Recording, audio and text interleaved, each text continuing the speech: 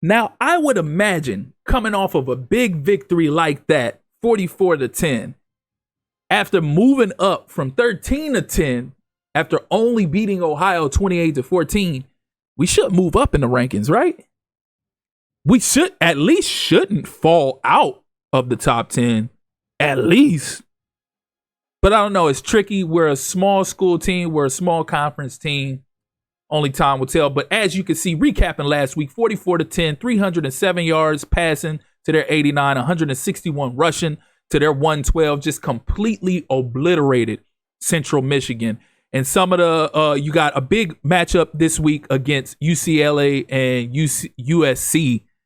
And we're going to see how that pans out at the end. But checking out and we're still not there. Nothing we do with Jaden Davis or any of our other players appears to put us in position to move up or move into the Heisman race. Let's go take a peek at our season stats just to see. So statistic-wise, Jaden Davis, 3,500 yards, 46 passing TDs to 16 interceptions, 70-plus completion percentage. I don't get it. So we got nearly 800 yards rushing with T-Mark. We have over 1,000 yards receiving with Brown Stevens and 17 TDs. The next best is 550 for Harris. So it's not like any of our receivers are going crazy. But I would assume at the least, we should be getting some love with Jaden Davis right now. 3,500 yards, 46 passing TDs. Come on now. Sacks, Kobe Smith got 22.5. Juelis Walls has 13. 10 for Walker. 9 for Nyland Brown and Cordoba. So, I mean, at least Kobe Smith and Jaden Davis should be getting some love right now, right? So let's go check out the national rankings and see where we stand compared to some of the other players. So let's see, passing. Okay, I see. I get it now. I see. So I guess the way we started the season with Jaden Davis is showing up, but he does have more passing TDs than the next best by at least 7 of them. Like, come on now, give us some kind of love. TD wise, we do have an absurd amount of interceptions thrown. So, I mean, we're like, what is that? 6th right now in interceptions thrown. So that's not going to help our case. And it didn't help me being greedy at the end of that last game against Central Michigan, throwing those 2 picks. We could be in a better position. So touchdown to interception ratio, where are we at here? All right. So yeah, I get it now. So we don't have the best touchdown to interception ratio, and we don't have as much yards as some of the top 10 guys do. So I could see why he's not net running. We need to get our act together. And next season will end up being better for us in year 4 as far as getting our guys in position to try to win a Heisman. Because this time last college football, matter of fact, we won the Heisman in year 1 with our running back. I forgot the running back name. That's sad. But we won the Heisman in year 1. I don't think there was a time. I think we might have missed the Heisman in year 2 in that rebuild with Florida Atlantic. But nonetheless, let's see. Offensively, receiving wise, yeah, just like I thought, we aren't there. But Brown Stevens does lead the nation in touchdown receptions by 1, but his yardage isn't adding up. So I get it. I see. We can go ahead and move along to the following week. I get it. We just know what we got to do going forward, going into year 4. We want to make sure we put ourselves in prime position, bolster these stats, bolster these numbers, and come up with some big victories to help improve our Heisman campaign for our guys. So let's see where we're at. Let's see if we fell or if we jump. Okay, so we stood pat at 10. It's all good. I wish we would have jumped inside of the top 10. I know we're in the top 10, but I mean like being number 9. Championship contender status, we have went up to a B+. So that's looking solid right there. They're looking at us as contenders now, which they should. We're in the top 10. Prospects, we have everybody has moved us up first, or at least everybody on this list has moved us up first. One has a second, so we're in prime position for some of these recruits that we're recruiting as we speak. We just need to go see our positioning, exactly how much of a lead do we have with these guys.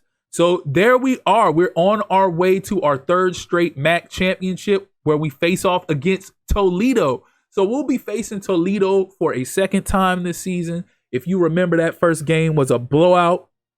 If I'm not mistaken, I think it was 62-3. And we have a bye week this week. So we're 11-1 on the year, trying to push for 12-1 once we face off against Toledo yet again.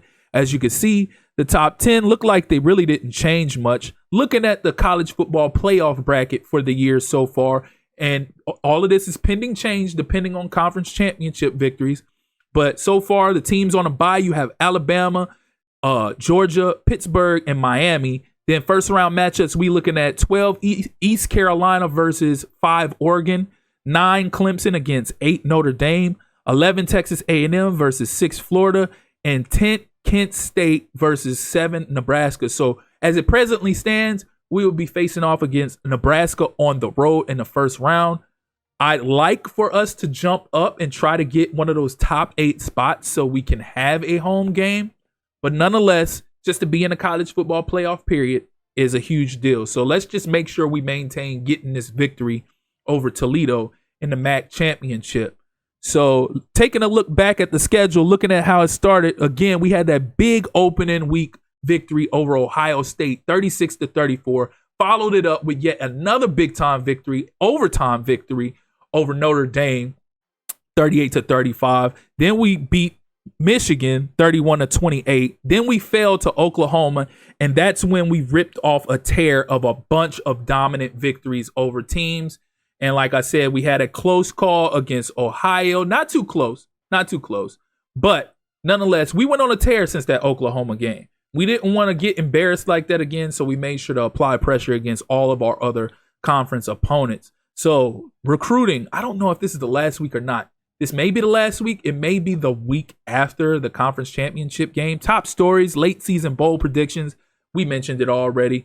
We're possibly scheduled to face off against Nebraska. We already went over the top 25 and who's all in the top 10. Again, it looks like nobody in the top 10 really changed. It looks like it all stayed the same. Oklahoma ended up getting an upset victory over Texas A&M. You would have figured that would have helped boost us, but I guess it didn't. Coker had 8 catches, 130 yards, and a TD. Player of the game for Clemson in that game. So we have 45 hours to work with for this week. Again, not sure if this is the last week of recruiting, but we want to make sure we make this count just in case it is. So Turk ended up committing to East Carolina. Look at this. So we got to remove him off our board. Let's see. So that freed up some of that time that we had locked up. Sal still has us on a deal breaker, but we still just barely holding position of the top spot on his list. Vernon, we're looking good there. We're looking good on Stephen Gray. So it doesn't really look like we need to add anything there. Let's see, recruiting. We do kind of want to finish it off. Let's see if we can get DM the player and search social media to help finish that off. We got 30 hours to work with. So let's go ahead and apply something to Pilgrim to help pull him away here. Maybe we could remove social media and make it like search or contact friends and family, or we could just roll with DM the player for right now and come back and search or contact friends and family. Why do I keep saying search friends and family? Contact friends and family. So we got 20 hours to play with. Who do we want to use these on? Let's see, Canty. We both have a silver badge, so it's not like I'm completely out of the running here. Let's go ahead and DM the player on that one. And we'll search social media as well. This one, Kenyon, we've fallen. Even though we have a silver badge, I'm not sure how I feel about that, because once a player starts falling, it could spell for doom. So we'll see. Only time will tell. We got 5 hours left to work with, so we'll see who we allocate those 5 hours to. I may just remove this and then DM the player for Tavares Hester, or allocate it to, where's Kenyon at? Yeah. Let's see. Yeah, D on the player. Okay. So maybe that can help us out with Kenyon. But like I said, once a player starts falling, that could spell for trouble. We'll see. We'll advance, see where we're at in another week, see if that helps us any. But if not, then it is what it is. We might just have to take him off our board. So let's go ahead and advance to the next week, see where we're at, see if we got another week of recruiting that we can utilize. And also see if we moved up, maybe, possibly, or not. That's probably not going to change until we actually play that MAC Conference Championship game. So nothing really changed with any of our prospects. It looks like we fell to third on one of them. We're still 10th, so didn't move there, but that's a good thing. I'll take it. We didn't move there. If we don't move, it's better than us falling, so I'll take that. I'll take that. So yeah, we did fall for Hester. We're not second, we're third. Everybody else has us first. Everybody, at least that are our prime targets. Again, a big week this week as we're scheduled to face off against Toledo. Top stories, top 25. Looks like there's still no movement. It looks like there might have been a couple teams moved inside the top 10, but nobody really moved, like fell out and jumped in. A&M is right on our heels at number 11. North Carolina is 12. Indiana is 13. Penn State is 15. We got a big time matchup this week. Oregon facing off against Nebraska with a lot of implications on the line right here. So conference championship game with all the money on the line. Who's going to pull this one out? Who's going to pull it out? Then you got a big conference championship matchup between, oh my God, my words are all over the place, between Clemson and Miami. You got Colorado facing off against TCU. So we do have another week of recruiting, but we don't have any hours to work with as far as recruiting. So nobody committed to us. Nobody committed elsewhere.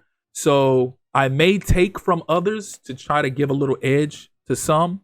Let's see. Bland. We're in a good position here, but I don't know if I want to take from him because we only have a silver badge and the other teams have gold. So that's not too good right there. So, we could probably remove that and use those hours elsewhere on somebody else since we're in such a good position with him. Let's see. Bland. Let's go ahead and add DM the player on that. Add those 10 hours there. Any other moves that we want to make? I need to see where we're at on King. Oh my God, Canty.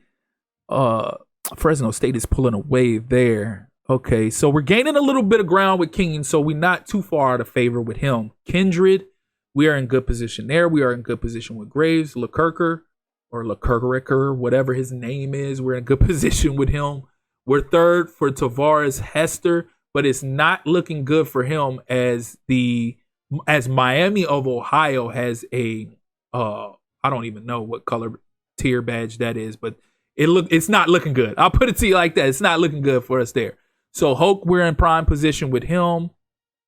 So I don't think it's really too much we got to allocate towards anybody else or anybody that we have to take from to give to others. We're still in good position with a lot of these guys. So we're good on the recruiting. This might be the last week, but it is what it is. It's all about game time, but we'll save that for the next episode as we get off against Toledo for this MAC Conference Championship. But before we dip off, let's take a look at our staff. Let's get a good look at them because normally when you have a good winning season, people that didn't want your guys before, they're going to want your guys after. So get a good look at our guys because in a couple weeks, we'll probably have to fill those vacancies.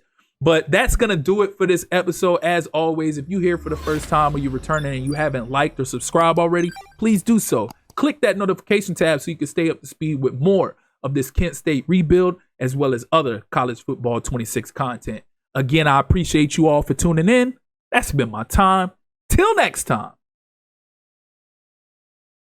Peace.